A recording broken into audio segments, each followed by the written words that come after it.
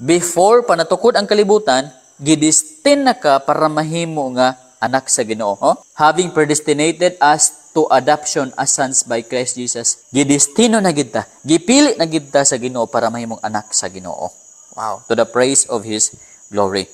Okay, mo nang una nga blessing nga gisulti, election. Ikaduha, in Him we have redemption through His blood. Uy, nay, verse 7, iklaro dia, redemption. Kabalo mo sa redemption mga igsoon?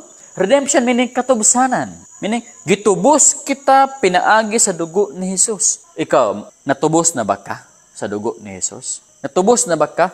Naligtas na ba ka? O wala pa? Mga igsoon, kung wala pa, paminaw gid mo ani mensahe karon, tiwasa gid nga mensahe karon, aron nga naagi kay makatunan unsaon para matubos gikan sa silot sa sala, ha? Nga mao ang lake of fire. Prove pa ta ha, nga pwede gid maluwas ang tao bisan buhi pa siya, ha?